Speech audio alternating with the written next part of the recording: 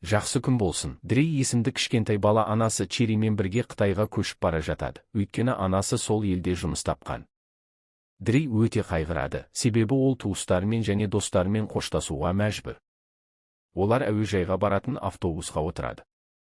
Ұшақта Черри Қытай тілін үйренуге тырысады, ал Дрей Қытай тілінен бір ауыз сөз де білмейді, өйткені ол бұған мүлде мән бермеген. Ол журналдан Қытайдың көрнекті жерлерін қарап отырады. Черри ұлына қасында отырған Қытай жолаушысымен қытайша сөйлесіп көруді ұсынады. Дрей әрең сөйлеп көреді, бірақ ол адам ағылшынша сөйлейтіні белгілі болады. Ұзақ ұшулардан кейін Дрей мен Черри Қытайдың Бейжің қаласына келеді. Әуежайда қарсы алушы қызметкер оларды күтіп алып, машинамен жаңа үйлеріне жеткізеді. Келісімен Дрей өзі сияқты жастағы Гарри есімді баламен танысады. Қарсы алушы қызметкер Черриге ағылшынша сөйлейтін мистер Хан деген адамға қиындық туғанда хабарласуға кеңес береді. Черри ұлына курткасын жерге лақтырмауды, ертең мектепке бару керектігін ескертеді. Черри ұлы Дрейден су жылытқыш істемей тұрғанын айтып, күтушіні шақыруды сұрайды. Дрей ағылшынша түсіндіруге тырысады, бірақ күтуші түсінбейді. Дрей мистер Ханның атын атағанда күтуші оның үйін нұсқайды. Дрей барып, су жылытқышты жөндеуді сұрайды, бірақ Хан оған жауап бермей, түскі ас ішіп отырып, шыбынды таяқшамен ұстауға тырысады. Ақыры шыбынды өлтіреді де, Дрейді елемей қояды. Дрей өзін мазасыздандырдым деп ойлап кетіп қалады. Дрей саябаққа барады, онда көптеген ойындар мен балалар болады. Ол скрипкада ойнап жатқан қызға назар аударады. Гарри оны достарымен футбол ойнауға шақырады. Дрей қыздың назарын аудару үшін келісе қалады. Бірақ ол нашар ойнайды, ұялып, басқа ойын іздейді. Қарт адаммен шахмат ойнайды, қарт оны жеңіл жеңемін деп ойлайды. Қыз Мейлин Дрейдің мазақ етіліп жатқанын көреді. Гарри Дрейдің Мейлинге ғашық екенін түсініп, онымен сөйлесуге итермелейді. Дрей қызға жақындап ағылшынша сөйлейді, содан кейін қытайша айтпақ болады. Мейлин оның акцентіне күледі де өзінің ағылшынша білетінін айтады. Олар танысып, бірге ән тыңдап, көңіл көтереді. Осы кезде Мейлиннің досы Чен келеді. Ол қыздың бөтен балаға сөйлескеніне ашуланып, Мейлинге оқуына көңіл бөлуін бұйырады. Дрей жердегі қағаздарды жинап, Мейлинге бермек болғанда, Чен ашуланып, оны ұрып, жерге құлатады. Гарри араша түсуге тырысады, бірақ Чен тыңдамайды.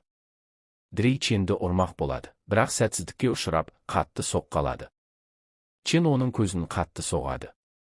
Мейлин араша түсіп, Ченді алып кетеді. Үйге қайтқан Дрей анасын ұйықтап жатқанын көріп, бөлмесіне тыныш кіреді. Ертеңіне мектепке алғашқы күні Дрей анасының макияжын пайдаланып, көзінің астындағы ізді жасырады, бас киім киеді. Черри оны мектепке апарады. Дрей мектепте кеше өзін ұрған баланың Ченнің осында оқитынын көріп таңғалады. Директор бас киім киюге болмайтынын айтқанда, Черри бас киімді шешіп, макияж ізін көреді де, ұлына бірге төбелескеніңді сұрайды. Дрей бағанаға соғылдым деп өтірік айтады. Түскі аста Дрей таяқшаларды пайдалана алмайды, бірақ Мейлин келіп көмектеседі, сәлемдеседі. Мейлин Ченнің әрекеті үшін кешірім сұрайды. Дрей Ченнің кім екенін сұрайды. Мейлин оның жақын досы екенін, әкелерінің достығы себепті екенін айтады. Дрей Ченнің Мейлинге ғашық болып, қызғанғанын айтқанда, Мейлин қызарады да, музыка сабағына кетеді. Кенет Чен келіп, Дрейдің бетіне тамағын төңкереді. Дрей төбелескісі келеді, бірақ директор келіп тоқтатады. Үйге қайтқан Дрей ашуланып, қайғырып, үйде жекпе-жек техникасын үйрететін бейне көреді, жаттығады. Осы кезде мистер Хан су жылытқышты жөндеуге келеді. Ол Дрейдің не істеп жатқанын көріп, ванна бөлмесін сұрайды. Су жылытқышты қарап, оның істеп тұрғанын тек түймені басу керектігін, жарты сағат күтіп, су жылыған соң өшіру керектігін айтады. Дрей Америкада мұндай түйме болмағанын айтады. Хан Дрейдің көзіндегі ізді сұрайды. Дрей бағанаға соғылдым дейді. Хан есік тұтқасын жөндейді. Черри келіп, ұлына киімдерін жерге тастамауды ескертеді. Дрейдің мектептегі өмірі қорқынышты арманға айналады. Ол Ченді көрген сайын қашады, жасырынады. Бір күні музыка залында Мейлиннің скрипкада ойнағанын көреді. Мұғалім оған қосымша сабақ керектігін, әкесіне хабарласатынын айтады. Мұғалім шығып кеткенде Дрей кіріп, Мейлиннің ойынын мақтайды. Мейлин келесі айда Бейжің академиясына емтихан тапсыратынын айтады. Дрей мұғалім қайтып келгенде шығады. Шыға берісте Чен достарымен оны қоршап алып, Мейлиннен алыс жүруді бұйырады, сөмкесінен ұрып тепкілейді. Дрей анасымен серуендеп жүріп, балалардың жекпе-жек жаттығып жатқанын естіп, қуанып қарайды, қосылғысы келеді. Мұғалімнің шәкірттерден әлсіздік жоқ, ауырсыну жоқ, аяушылық жоқ деген ұранды қайталауды сұрағанын естиді. Ченнің сол мектепте оқитынын көріп, қосылудан бас тартады. Анасы неге ренжіп жүргенін сұрайды. Дрей Қытайға келгеніне өкінетінін, Америкаға қайтқысы келетінін айтады. Чери олар енді Қытайда тұратынын, мұны жаңа отаным деп қарау керектігін айтады. Дрей жауап бермей кетеді. Мистер Хан олардың әңгімесін естиді. Кейін мектепте экскурсияда Дрей қайғылы жүреді. Мейлин сөйлескісі келгенде Дрей одан алыс жүреді, қиындыққа қалмау үшін. Ол үнемі қауіпте жүреді. Дрей Ченнен және достарынан кек алуға бел буады. Олардың соңынан еріп, лас су шашады да қаша жөнеледі. Чен мен достары оны қуады. Дрей әртүрлі амалмен қашады, бірақ соңы тұйыққа тіреледі. Олар оны қоршап алып, байлап тастайды да Чен оны аяусыз ұрады. Мистер Хан келіп Ченді тоқтатады. Балалар Ханға да тиіседі, бірақ Хан кәсіби түрде қорғанып, оларды бір-біріне соқтырып, ұятқа қалдырады да таратады. Дрей жерде жатып, Ханның шеберлігіне таңғалады. Хан Дрейді үйіне алып барып, қытайлық әдіспен жараларын емдейді. Дрей ауырсынуды сезбейді. Дрей Ханнан кунг-фу үйренуді сұрайды.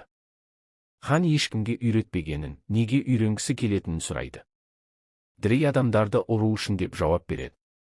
Хан кунг-фудың өзін-өзі қорғау және білім үшін екенін, төбелес үшін емес екенін айтады. Дрей басқа мектептегі мұғалімнің шәкірттерге аяусыздық үйреткенін айтқанда, Хан олардың жаман болып кеткені мұғалімнің кінәсі екенін айтады. Хан Дрейге сол мектепке барып, мұғалімге дұрыс жолды көрсетуді ұсынады. Дрей қорқып, Ханның бірге баруын сұрайды. Хан басында бас тартады, бірақ Дрей ашуланып кеткенде, онымен бірге барады. Олар мектепке барғанда бір шәкірт екіншісін жығып, мұғалім Ли оны аямауды бұйырып, мейірімділік көрсеткен үшін ұрып жібереді. Хан мұндай әдіске таңғалады. Шәкірттер Ханның кеше өздеріне тигенін айтады. Хан бейбіт келгенін айтады, бірақ мұғалім Ли Дрейді жалғыз өзі күресуге шақырады. Хан 6 адамға қарсы емес, бір адаммен күресуге болатынын айтады да кетпек болады. Мұғалім Ли оларды оңай жібермейтінін айтады. Хан кунг-фу турнирінде күресетінін айтып, шәкірттердің Дрейді жаттығу кезінде тыныш қалдыруын талап етеді. Мұғалім Ли келіседі, бірақ Дрей турнирге келмесе төлейтінін айтады. Шығып кеткен соң Дрей Ханнан не болғанын сұрайды. Хан жақсы жаңалық енді Чен мен достары Дрейді мазаламайды. Жаман жаңалық Дрей турнирде мұғалім Лидің шәкірттерімен бір-бірден күреседі дейді. Дрей қорқып, олардың өзін өлтіретінін айтады. Хан оған кунг-фу үйрететінін айтып, жұбатады. Ертеңіне Дрей Ханның үйіне барады, ол машина жөндеп жатыр. Дрей курткасын жерге тастайды да, өзінің жылдам әрі спорттық екенін мақтанады. Қозғалыста Ханның ваза сындырады. Хан куртканы ағашқа ілуді бұйырады. Дрей иледі, бірақ Хан қайта-қайта шешіп, ілуді бұйырады. Дрей түсінбей наразылық білдіреді, бірақ бүкіл күні сол жаттығумен өтеді. Үйге қайтып, ренжіп жүреді, бірақ алғаш рет курткасын іледі. Чери таңғалады. Келесі күні де сол жаттығу жалғасады. Мектепте Мейлин Дрейдің турнирге қатысатынын естіп, жақсы жаттықтырушы тілейді. Қалада фестиваль болатынын айтып, келуін сұрайды. Дрей келіседі. Ханның үйіне барғанда курткасын жасырып кіреді, бірақ Хан тауып алып, жаттығуды жалғастырады. Чери фестивальге билет әкеліп, Ханға да береді. Хан басында бас тартады, бірақ Черидің өтінішімен келісе қалады. Фестивальде Дрей Мейлинді іздеп тауып, сыйлық береді. Олар Дрейдің турниріне Мейлиннің имтиханына Дрей баратынына уәделеседі. Келесі күні Дрей Ханның рұқсатынсыз кіреді. Хан шығып, рұқсат сұрауды үйретеді. Жаттығу жалғасады. Дрей шаршап, жалыққанын айтып кетпек болады. Хан куртканы киюді бұйырады. Дрей кигенде Хан оны тартып алып, қолының күшейгенін айтады. Хан жаттығудың мағынасын түсіндіреді. Куртканы шешіп кию арқылы Дрей кунг-фудың негізгі қимылдарын үйреніп үлгерген. Хан соққы жасайды, Дрей еңкейіп, қағып кетеді. Хан шындап жаттықтыра бастайды. Дри соққыларды қайтаруда шебер болады. Хан кунг-фудың күнделікті өмірде екенін, тыныштық пен даналық маңызды екенін айтады. Хан Дриді екінші кезеңге ішкі энергияны жаттықтыруға алып барады. Олар тауға шығады. Хан бұл жерде әкесінен үйренгенін айтады. Олар Айдахар бұлағына барады. Дри шаршайды, хан шаршамайды. Жоғарыда кунг-фу шеберлерін көреді. Дри жыланның алдында қорықпай тұрған әйел шеберге таңғалады. Бұлақ суын ішеді. Хан жыланның шеберді емес, шебердің жыланды басқарып тұрғанын айтады. Дри адамдарды басқаруды үйренгісі келеді. Хан тек өзін-өзі басқару керектігін айтады. Хан Дриді жаңа әдістерге үйретеді, қимылдарын қайталауды талап етеді, зейінін жоғалтса суға итеріп жібереді. Күні бойы жаттығып, Бейжіңге қайтады. Дри ханның төсегінде ұйықтап, шебер мен жыланның бейнесін ойлайды. Жаттығу қарқынды жалғасады. Хан Дридің күшін арттыратын жаттығулар жасатады, соққыны алдын ала сезуді үйретеді. Дридің күші артады. Хан ертең демалыс береді, өйткені артық жаттығу зиян екенін айтады. Дри Мейлинмен кездеседі. Мейлин ертең ойнайтынын, сәтсіздікке ұшырам деп қорқатынын айтады. Дри оны жұбатады, таланты бар екенін, демалу керектігін айтады. Олар серуендейді. Кенет Мейлиннің әкесі қоңырау шалып, емтихан бүгін 20 минуттан кейін екенін айтады. Мейлин әкесімен кетеді. Дри қуып жетіп қолдау көрсетеді. Мейлин Дриді көріп, сәтті ойнайды, музыка институтына қабылданады. Бірақ әкесі Дримен достықты үзуін талап етеді. Мейлин амалсыз Дриге айтады. Дри қайғырады. Чен келіп, турнирде кездесетінін айтады. Дри ханның үйіне барады, оны мас күйде машинасын бұзып жатқанын көреді. Газетте машина апатынан ана мен бала қайтыс болғаны туралы жаңалық бар. Олар ханның әйелі мен баласы екен. Хан апаттың себебі өзінен деп ойлайды, өйткені сол күні әйелімен ұрсысып, әйелі ренжіп, машина басқаруды жоғалтқан. Жыл сайын осы күні машинасын жөндейді де қайта бұзады. Хан жылайды. Дри оған аяушылық білдіріп, жылайды, оны машинадан шығарып, жаттығуға алып барады, ауыр ойдан алаңдатады. Уақыт өте Дри негізгі қимылдарды меңгереді, теннис доптарын қайтарады, соққыларды көзсіз қайтарады, балшықта жаттығады. Хан Дридің деңгейіне таңғалады, Дри ханға тиеді. Дри Мейлинді сағынады, бірақ қыз одан қашады. Хан мен Дри турнир алаңын көреді. Хан жеңу немесе жеңілу маңызды емес, күшпен күресу арқылы құрметке ие болу маңызды екенін айтады. Хан Дриге Брюс Ли кигенге ұқсас форма береді. Дри ханға өмірдің әрқашан күрес екенін, құлағанда тұру немесе жатып қалу біздің таңдауымыз екенін айтады. Хан оның ең жақсы дос екенін айтады. Дри ханнан Мейлиннің әкесіне қытайша хат жазуды сұрайды. Хан жазады. Хатта Дри Мейлинді кешіктіргені үшін кешірім сұрап, жақсы дос болатынын уәде етіп, екінші мүмкіндік сұрайды. Әкесі таңғалады, кешіреді, қызын турнирге алып келуге уәде береді. Турнир күні Дри Ченнің қарсыластарын қалай талқандап жатқанын көріп қобалжиды. Хан 2 ұпай жинаған жеңетінін, әр соққы 1 ұпай екенін айтады. Дриге жеңу үшін 2 соққы керек. Дри алғашқы матчта қорқып 1 ұпай жібереді, бірақ сосын 2 соққы беріп жеңеді. Мұғалім Лидің шәкірттері агрессивті ойнайды. Дри 2-3 матчтарды жеңіп, ширек финалға шығады. Мұғалім Ли ашуланады.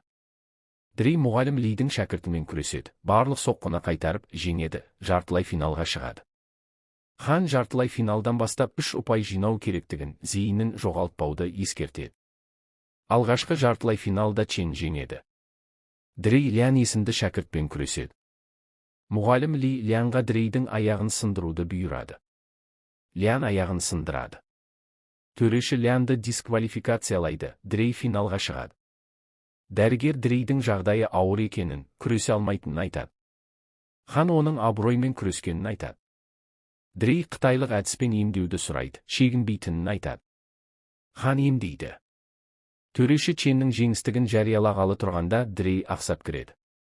Финал басталады. Дри алғашқы ұпайды алады, сосын теңестіреді, алға шығады. Мұғалім Ли Ченге аяғын аяусыз ұруды бұйырады. Чен аяғын бірнеше рет ұрып 2 ұпай алады. Соңғы ұпай шешуші. Дрей ауырсынуға қарамастан тұрады. Жұрт оның батылдығына қошемет көрсетеді. Дрей тауда көрген әйел шебердің жылан стилін қолданып, Ченнің қимылдарын қайталауға мәжбүрлейді. Сосын қатты соққы беріп, үшінші ұпайды алып жеңеді. Жұрт қуанышқа бөленеді. Чен кубокты алып, Дрейге құрметпен береді. Мұғалім Лидің барлық шәкірттері Дрейге бас иеді. Мұғалім Ли жеңілгенін мойындайды. Дрей мен Хан жеңісті тойлайды.